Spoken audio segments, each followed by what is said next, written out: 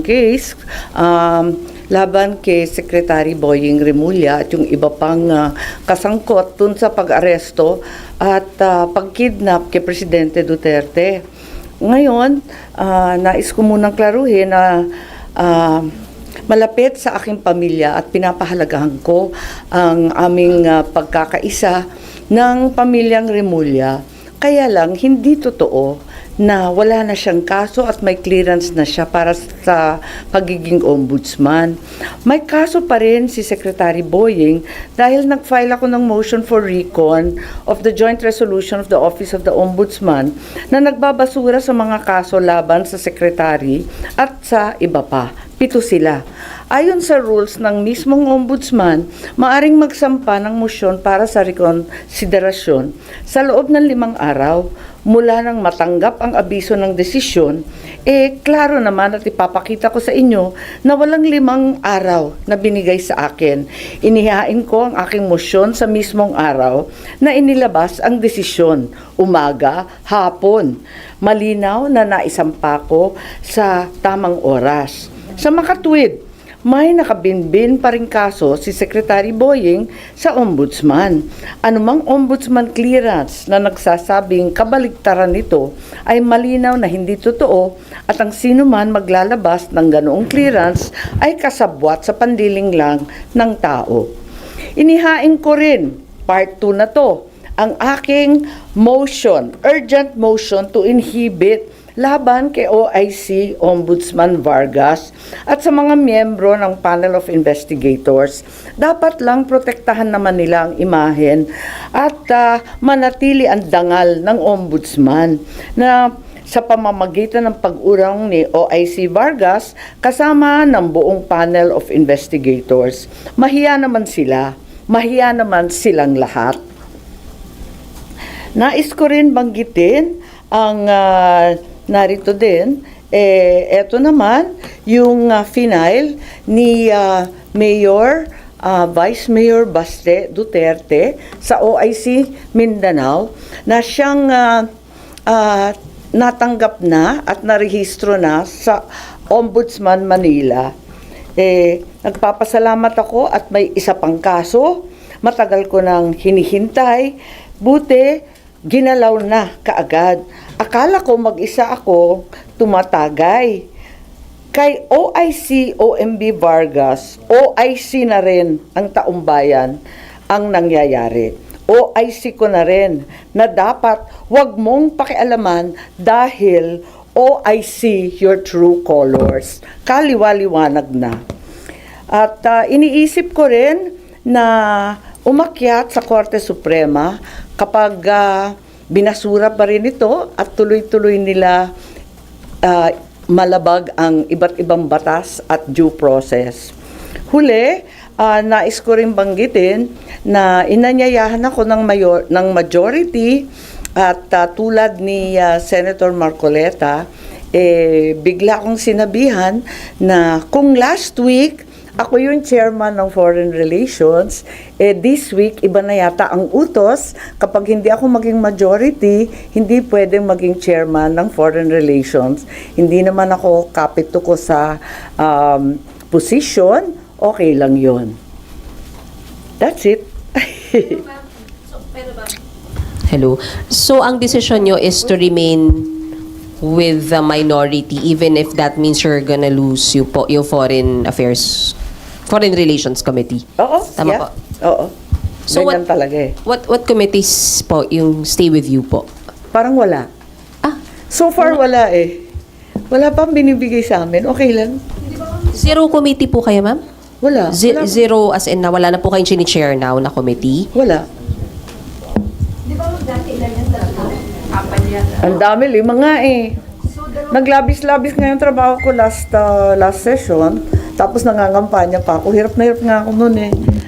Yung foreign relations, kung maalala niyo, yung social welfare and development. Pagkatapos akin din yung co-ops, akin din yung housing, akin din yung electoral reform na medyo mahirap at technical. So 5 yon. Tapos vice chair pa ako ng finance. 5 plus 1/2, parang ganon. Pero may nais pa rin sa inyo Blue Ribbon at saka Foreign Relations. Sorry. Yung labor lang at saka yung foreign relation lang. Tapos, ang nitong session na to, ang sinabi sa akin, foreign relations, labor, at co-op. Ngayon, ang sabi sa akin, wala na yung co-op, wala na rin yung labor, at ang sabi sa akin, baka yung overseas migrant workers, baka yung foreign relations, pero sumali muna ako sa majority. Okay lang. Ganyan talaga ang buhay. Sanay ako sa minority. Are you not open to join the majority? Sanay ako sa opposition. You're not open to join the majority? Parang nakakahiya naman, babae kang tao. Pag sinabi ng jowa mo, ayaw ko na sa'yo, magpupumilit ka pa. Pero, how do you see it na wala po kayong i-chair na committee? Hindi ho ba parang nakukulangan kayo sa inyong gagawin?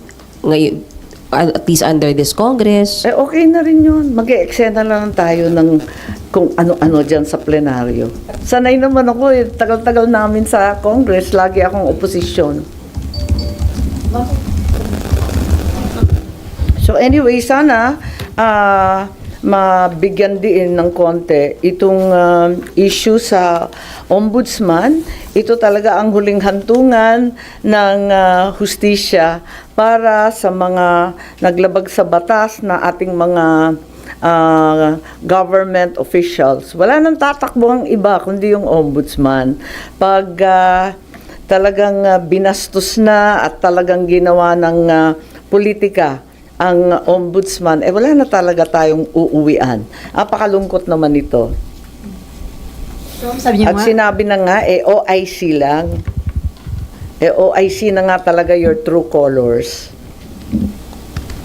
so ma'am, sabi niyo nga, parang hindi niyo tatantanan, mag-aasaran kayo hanggang katapusan. So sabi niyo, aakit kayo hanggang Korte Suprema just in case? Malamang. Kasi wala na akong tatakbuhan dahil kung yung ombudsman, talagang na-corrupt na rin, na flood control na rin, ay wala tayong pupuntahan kundi yung Supreme Court. Pero with dahil po nabuo na yung Independent Commission for Infrastructure, parang there is a necessity yata na magkaroon ng bagong ombudsman dahil makikipagtulungan ba yung ombudsman? I think may panel din ang ombudsman. Di ba nagtatag yung previous Deputy OIC Castillo. Nagbuo rin yata sila ng task force hinggil sa flood control investigation. Pero tuloy-tuloy pa rin, di ba? Inanunsyo naman ni Senator Ping Lacson at pati ng congressman na tuloy-tuloy pa rin ang flood control investigation sa dalawang level ng Kongreso. So walang necessity na may ma-appoint na agad na ombudsman, ma'am? Well, parating maganda kung walang puwang, pero kung pipilitin naman at pipilitin, sa totoo lang meron naman kasi may regular rules. Pero ang balita, yung Deputy OIC na babae, yung si Castillo, hindi daw cooperative. Kaya biglang nailagay itong OIC Vargas. Nalulungkot ako kasi talagang umaasa tayo sa ombudsman. Lalong-lalo na sa mga panahong ito na umiira lahat ng report tungkol sa corruption. Do you think good choice yung i-appoint ni Presidente na chairman ng ICI, si dating Justice Reyes? Siyempre, umaasa tayo ng todo na kahit papano may lalabas. Ma'am, naniniwala ka ba na Ang lapsa ng sagot ko, no? Sorry. Walang kabuhay-buhay. Ma'am, the President said that the Speaker will not be spared from the investigation of the ICI. Naniniwala ka ba dyan? Kahit pinsan ko, kahit kapatid ko, abangan na lang natin, hindi ko sure.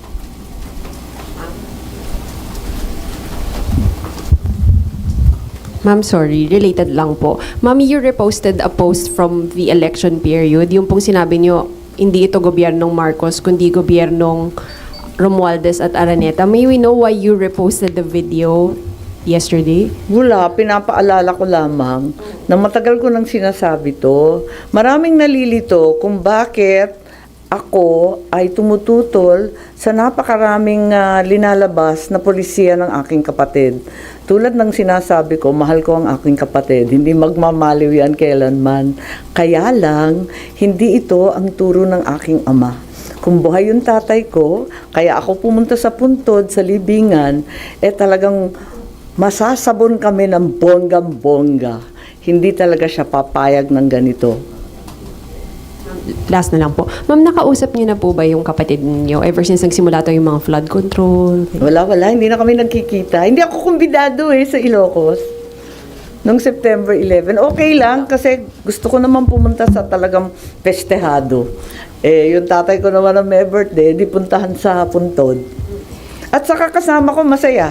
Masaya kasi lahat ng matatanda, nandun yung one and only Prime Minister of the Republic of the Philippines, si Cesar Birata, sina Jimmy Laya, sina Jerry Sikat ng dating NEDA na makapangyarihan at malaki. Lahat yun. Tapos yung mga dati niyang general, sumaludo pa nga, nakakatuwa nga ang tatanda na nila. So, masaya naman kami. Enjoy nga At saka maraming kinain ng mga Ilocano food. Ma'am, over the weekend lang, umugong yung posibilidad daw na magkaroon daw ulit ng coup. And being part of the minority, sinasabing si Senator Alan daw yung papalit. May ganyan bang usapan? Ang narinig ko yung interview, di ba interview ni na Senator Soto yun at saka si Senator Ping, di naman ang galing sa amin Di ba? What about, ma'am? Hindi yung sinasabing fake news. What are you asking? Di ba yung sinasabi mong fake news na magkakaroon ng kudeta ng kudeta? Parang ganun.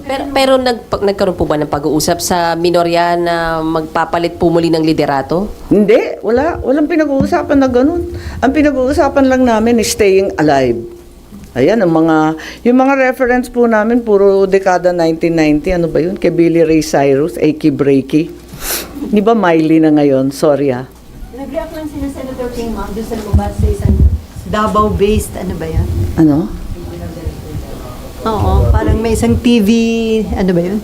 Sino daw nagsabi? Hindi ko alam Lumabas, ma'am, doon sa isang naka-base sa Davao na Ano raw sinabi? Digital News Network. Ano Na daw? sinabing, yun nga, magkakaroon ng another changes sa Senate leadership. Counter ko daw po. Yung counter coup. Nakakuha na daw na number. Kung merong ganon, yung unang coup na naging minority na nga kami, hindi ko alam. Ito, kung magkukuna ulit, hindi ko na naman alam. Ang babaeng clueless ang title ko. Po. So far po, satisfied pa po tayo sa liderato ni SP Soto or may talks na po tayo na baka anytime soon may dissatisfaction na kailangang i-address from the minority? Wala naman. 1 linggo pa lang Nayayanig pa nga kami Hanggang ngayon, parang nagulat kami talaga. Nagulanta kami. I had no idea. Pero tama yung sinasabi ni Senator Ping, huwag minosen yung minority dahil 9 kayo against 15, so madaling makakuha ng numero para magkudeta. Kanya-kanyang level ng kapraningan. Pero you agree with that, ma'am, na hindi kayo dapat maliitin. At least the numbers that you have 9. Well, it's the largest minority in the recent history of the Senate. I'm told. Pero hindi ba masisira yung image ng Senate as institution kung magpapalit-palit, ganun kadalas magpalit ng Senate leadership? Parang masaya. Instead mag-focus. Ha? Ay, oo. Hindi, siya pa lang naman. Pero, ma'am, how do you feel there was a member ng minority ang inakusahan na involved allegedly sa anomalous flood control? Well, I've maintained the same position ever since. Dapat imbestigahan lahat. Kasama, kasangga, nabanggit ko nga si Secretary Remulla, matalik na kaibigan at matagal na kaalyado ng aking pamilya mula pa nung panahon ng mga ama namin. Pero kung mali na talaga, itama ang mali at talagang kinakailangan ipaglaban ng tama. Okay. Okay. Ayun, wala lang.